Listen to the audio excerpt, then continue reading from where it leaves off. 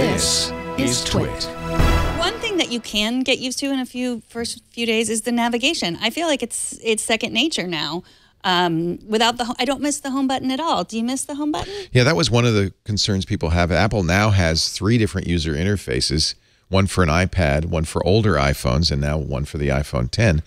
And anybody who uses all 3 devices, as we do, has to kind of rejigger it.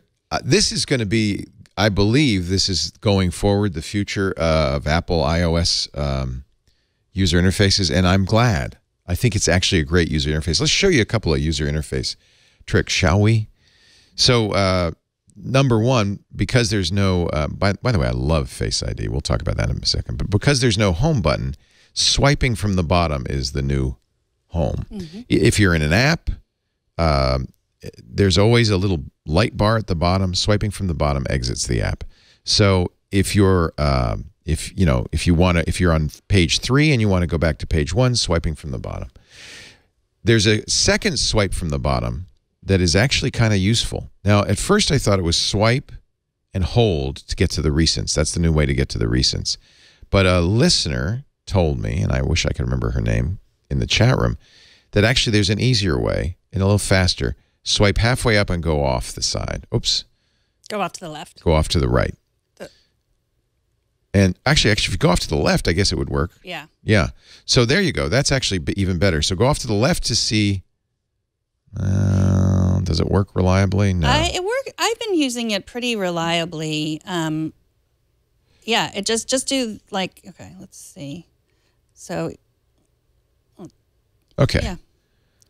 So that's a little better than holding till you get the haptic feedback. You know how else you can swipe?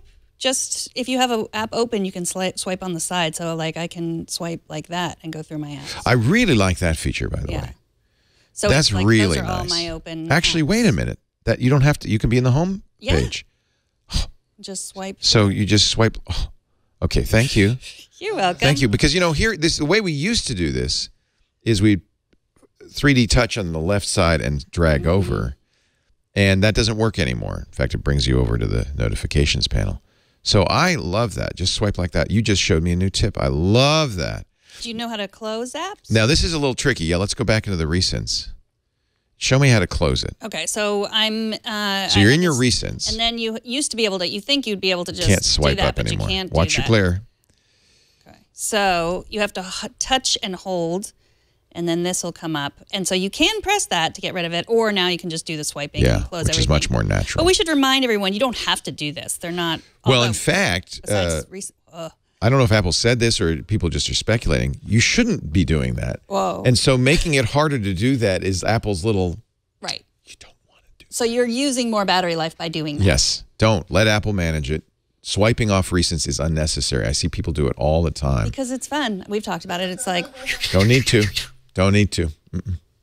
Maybe that's where all my battery life. It does is going. use up battery life, not because you're swiping away it uses battery life, but because you're closing those out, and it uses more battery life to reopen them. Apple's really good about taking background applications and putting them away.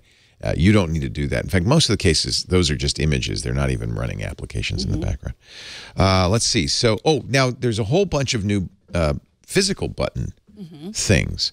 For instance, since we don't have a home button to press for Siri, you just press the physical button and Siri launches. Whoops. Or actually, press it short and the screen goes to sleep. Press it a little bit longer and Siri launches. And it's the same one where if you hold it, you continue to hold it, Siri will continue to listen to what you're saying until you let go of it, and then she'll be baffled. And I like that. Who, me? Yeah. So. That's a good answer. Yeah. Who, me? You talking to me, buddy? I love the new little Siri animation thing down there. I don't know what that means, but I love it. If you want to turn it off, though, you're going to say, well, wait a minute. If I press and hold, what about the swipe to turn off? No, Siri. Nope. So you have to do this now to turn off. You press 2 buttons on either side. It doesn't matter if it's the up or down volume. You just press and hold both. Now, beware, because it's not just going to be slide to power off. You now get the emergency SOS, which will whoop an alarm and then give you a chance to it'll either automatically call 911 or your next of kin if you're dead. And then the other one, and boy, this is a really good tip, medical ID. Fill that out because first responders understand, if you've passed out on the sidewalk, they take you, I've been told by first responders the first thing they want really is a number to call, a contact. But they can tell what medications you are on. It's like a medical alert bracelet, what issues you might have. Are you allergic to antibiotics? Things that they need to know to give you help right away. So if you haven't filled out the medical ID, go to the health app on your iPhone and fill that out. Very useful tip. And now, if you're a first responder, you know that what you do is you press and hold both sides, and it pops up right away, and you can check that medical ID. That is very, very handy. It's also how you turn it off.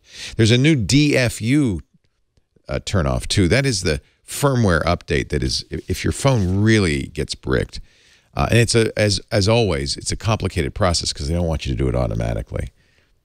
So my suggestion is go to imore.com, and they have a step-by-step walkthrough on how to do the DFU if you brick your phone. It's probably something you're not going to need.